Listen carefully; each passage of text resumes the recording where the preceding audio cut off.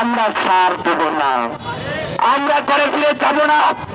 একটা ন্যায্য কথা বলতে গিয়ে বারবার আমরা আঘাতপ্রাপ্ত হয়েছি।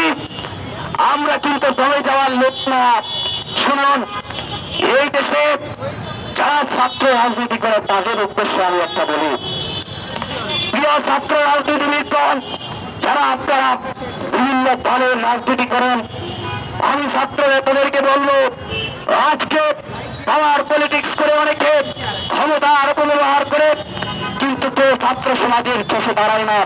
আমরা বলি, আজকে আপনারা হুমুক রাজনীতি না করে পলিসি পলিটিক্স করুন, ছাত্রদের পাশে দাঁড়ান, আপনাদের ছাত্র রাজনীতি সার্থক হবে।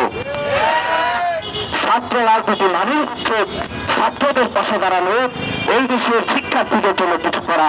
সেইটাই আজকে আমরা প্রত্যাশা করি আপনাদের কাছ থেকে। প্রিয় বন্ধুগণ, অনেক কথাই বলতে ইচ্ছে করে, কিন্তু কই গেল আপনাদের সেই পথের উপরে গোলাপ? কই গেল কাশ্মীর? আপনারা ছাত্রদের গায়ে হাত তুলবেন না, দয়া করে আজকের এই বিক্ষোভ মিছিল থেকে অনুরোধ করছি। এবং আজকের এই বিক্ষোভ মিছিল থেকে আমি স্বরাষ্ট্রমন্ত্রী মহোদয়ের কাছে আমি অনুরোধ করব, এই শিক্ষার্থীদের মামলা, মিথ্যা মামলা অবিলম্বে প্রত্যাহার করে তাদেরকে স্বাভাবিক জীবনে ফিরিয়ে নিয়ে যাওয়ার চেষ্টা করবেন। প্রিয় বন্ধুরা আমার, এখানে অনেক বক্তা অনেক কথা বলেছে। আরেকটা কথা আপনাদের কথার্থে মনে রাখি, আজকের এই সমাবেশ থেকে আপনারা অনেকে হয়তো জানেন, আমাদের যখন শিক্ষাবিদরা, বিভিন্ন শিক্ষাবিদরা বলেন, রাষ্ট্রের পলিসি মেকাররা বলেন, তারা সবসময় উদাহরণ দেয়। আমি দেখেছি যে একজনের নাম বলতে আমার স্পষ্ট, নজরুল ইসলাম খান, সাবেক শিক্ষা সচিব, উনি ডয়েচে ভেলেতে একটা কথা বলেছেন।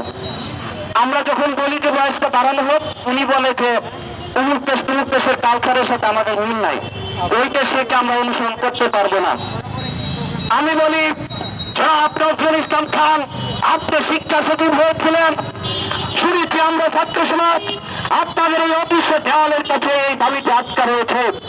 আমি নজরুল ইসলাম খানকে একটা কথা আঙ্গুল দিয়ে দেখে দিতে চাই, রয়েছে ফেলেছে জাতীয় শিক্ষাক্রম পাঠ্যপুস্তক বোর্ডের চেয়ারম্যান জনাব ফরহাদুল ইসলামকে প্রশ্ন করা হয়েছিল, বাংলাদেশের শিক্ষা কার্যক্রম কোন কোন দেশকে অনুসরণ করা হয়। জনাব ফরহাদুল ইসলাম বলেছিলেন, বাংলাদেশের শিক্ষাক্রম ওই যুক্তরাষ্ট্রকে অনুসরণ করা হয়, বাংলাদেশের শিক্ষাক্রম ভারত, শ্রীলঙ্কা, পাকিস্তানকে অনুসরণ করা হয়, বাংলাদেশের শিক্ষাক্রম ওই অস্ট্রেলিয়াকে অনুসরণ করা হয়, ফিনল্যান্ডকে অনুসরণ করা হয়। প্রিয় বন্ধুরা, আমার বলতে লজ্জা হয়, আমার বলতে কষ্ট হয়, জনাব এনআই খান যখন বলে ওই দেশের সাথে আমাদের কালচারে মিল নাই, তাহলে শিক্ষাক্রমের পাঠ্যক্রম কেন ওই দেশকে অনুসরণ করে? আপনারা যদি এই দেশের শিক্ষা পাঠ্যক্রমকে অনুসরণ করতে পারেন ওই সব দেশকে, এই সরকারি চাকরিতে আমাদের পড়াশোনাকে অনুসরণ করতে হবে।